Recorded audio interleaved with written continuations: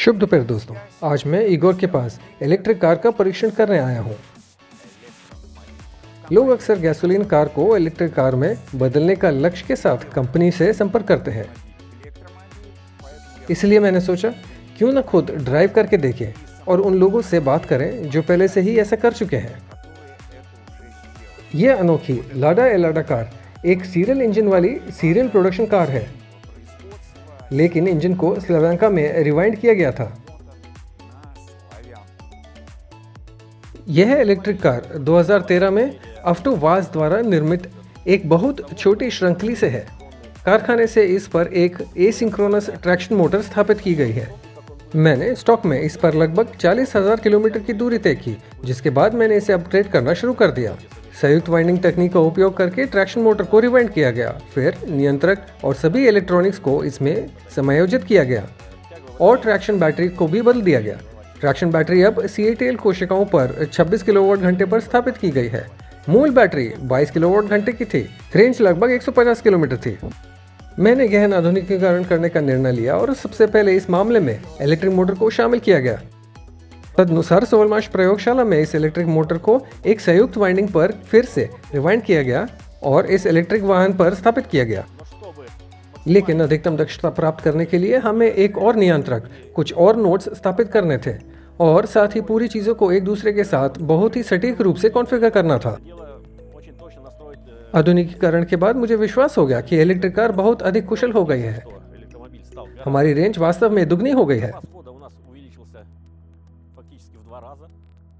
सामान्य मोड में खपत 85 वॉट घंटे प्रति किलोमीटर थी। मैं एक तरफा 238 किलोमीटर गाड़ी चला रहा था और मेरे पास अभी भी लगभग 40 किलोमीटर बिजली आरक्षित बची थी। यानी हाईवे पर स्पीड 70, 80, 90 है, शहर में 40, 50, 60 यानी सामान्य driving mode. Traffic jam mode में यानी ट्रैफिक जाम में 5-10 किलोमीटर घंटा की गति से धीरे धीरे गाड़ी चलाने पर खपत एक इलेक्ट्रिक साइकिल के समान लगभग 300 वॉट प्लस या माइनस होती है।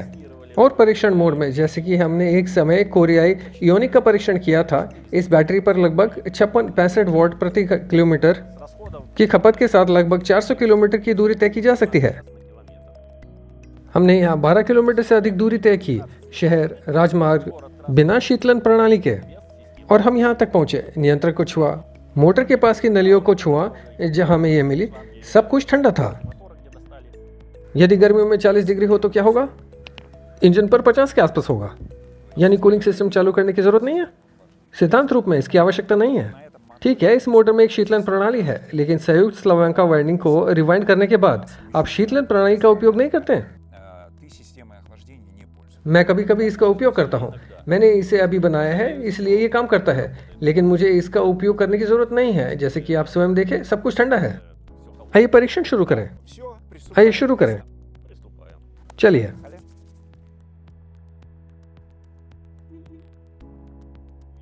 खैर, अब हम सड़क पर आगे बढ़ रहे हैं। मुझे बिल्कुल भी ऐसे नहीं लगता कि ये एक इलेक्ट्रिक कार है। ये एक पेट्रोल कार की तरह व्यवहार करती है। खैर, क्या फर्क है? एकमात्र बात यह है कि इंजन का कोई शोर नहीं है, कोई दिर आवाज नहीं है। बहुत से लोग इस दिर आवाज पसंद करते हैं। हम स्वयं ही ऐसी आवाज बना सकते हैं। आप गाड़ी चला सकते हैं और कह सकते हैं दिर। यह ठहराव से बहुत तेजी से गति पकड़ती है, वस्तुतः कुछ ही सेकंड में 60 तक। इसके अलावा अभी मैंने पेडल बिल्कुल भी नहीं दबाया, बस हल्के से। अभी खपत लगभग 13 किलोवाट है। हम ऊपर की ओर जा रहे हैं। हमारे पास कितना संप्रदाय है? लगभग 40 किलोवाट। निस्संदेह काफी शक्तिशाली मोटर। खैर, सड़क अच्छी है, मैं इसे महसूस कर सकता हूं। अब आप समझ गए कि कार इलेक्ट्रिक है, क्योंकि आवाज बहुत सुखद है। खैर, एकमात्र आवाज सड़क है। हाँ, आप केवल पहियों का शोर सुन सकते हैं।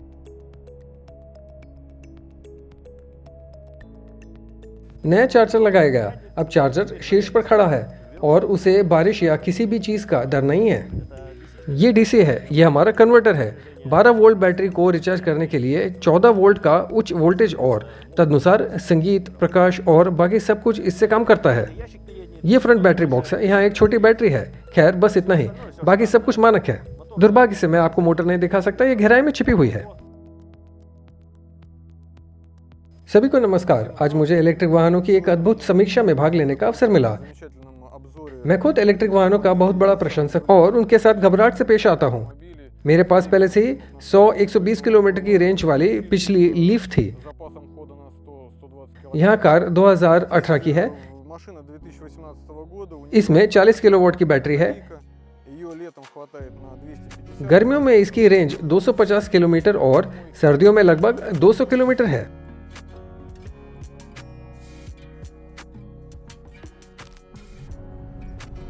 तथ्य यह है कि उसके पास 40 किलोवाट घंटे हैं और हमारे पास 26 किलोवाट घंटे हैं और फुल चार्ज पर माइलेज वास्तव में समान है। अब हम कितनी तेज से आगे बढ़ रहे हैं? लगभग 60-70। बढ़िया। हम ऊपर की ओर जाना जारी रखते हैं। दोस्तों, अब यह 80 है। मैं गति नहीं बढ़ाता, मैं हमेशा की तरह शांति से गाड़ी चलाता हूँ। आपकी वर्तमान खपत क्या है? खपत नहीं बदली है, यहाँ 13 किलोवाट है। यानी इससे कोई फर्क नहीं पड़ता कि ये 60 या 90? नहीं, मैंने इसे यहीं गिरा दिया। अब हम अचानक पहाड़ी के नीचे चले गए, गति तुरंत 90 हो गई और खपत भी कम हो गई। मैं अभी के बारे में कहूँगा लगभग 7 किलोवाट है।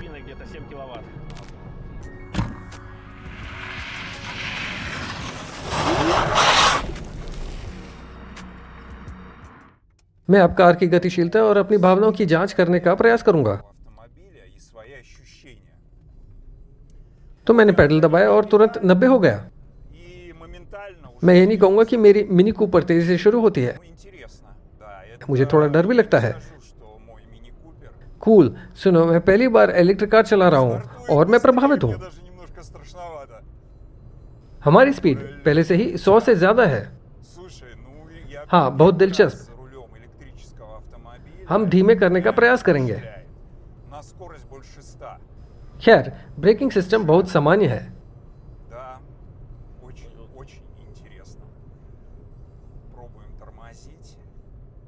इगोर, क्या यहाँ ABS है? हाँ। 60, 80, 90। खैर, बहुत अच्छा। 90 तक गतिशीलता आमतौर पर बढ़िया होती है। और अब तुम छोड़ो और रोल करो। हाँ, मैंने बस पेडल गिरा दिया और वह ठीक है, वे वैसे ही गाड़ी चला रहा था, यानी गति अद्भुत थी। लेकिन अब ये ढलान पर है। वैसे ऊपर की ओर जाना कोई बुरी बात नहीं थी। वे लगभग उसी तरह ऊपर की ओर चला।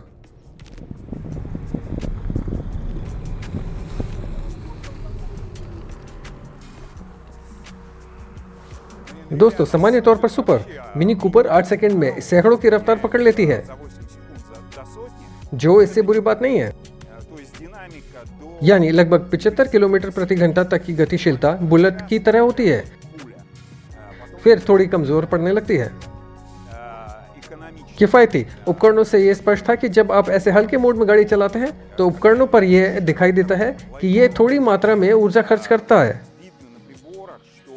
लेकिन निश्चित रूप से जब यह 60 हो तो इसकी तुलना साइकिल से नहीं की जा सकती है।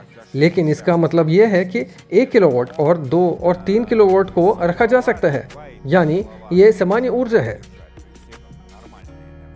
आज हमने एक शानदार इलेक्ट्रिक कार एलाडा का रिव्यू किया। इसके अलावा कारें अलग अलग पीढ़ियों की हैं, लेकिन आश्चर्य की बात यह है कि हमने जो खोजा है यह लीफ, एक 2018 कार 150 हॉर्स पावर इंजन के साथ जापानी ऑटोमोटिव उद्योग का सोपन। 2 इलेक्ट्रिक कारें सिद्धांत रूप में अनिवार्य रूप से सामान्य दूर तय करती हैं। यहाँ ये 40 किलोवाट है और वहाँ ये 26 किलोवाट है।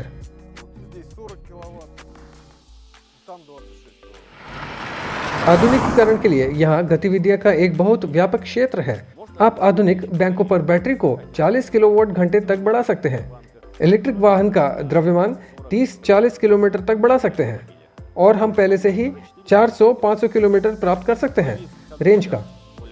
उच्च वोल्टेज नियंत्रक स्थापित करके हम कम से कम 200 किलोमीटर प्रति घंटा तक की गतिशीलता प्राप्त कर सकते हैं, क्योंकि यहाँ इस इलेक्ट्रिक मोटर का पावर रिजर्व बहुत बड़ा है। यानी मैं इसे चार्ज करता हूँ और पूरे सप्ताह शहर के चारों ओर, उपनगरों के आसपास और अगले सप्ताहांत तक अगले चार्ज तक ड्राइव करता हूँ। और मैं इस पर 24 किलोवाट घंटे खर्च करता हूँ।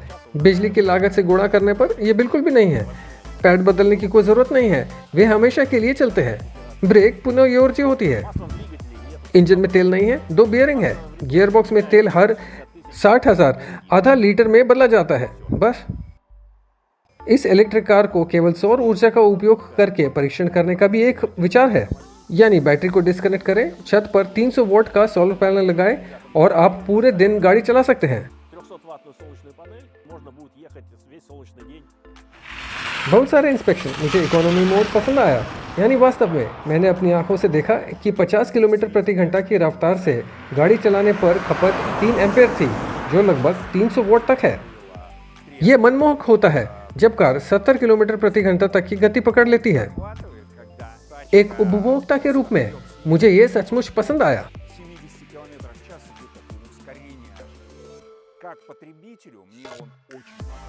हाँ, वास्तव में कारें बदलने लायक है। ध्यान देने के लिए आप सभी का धन्यवाद। सब कुछ बढ़िया था। प्यार और सेहत। बाय।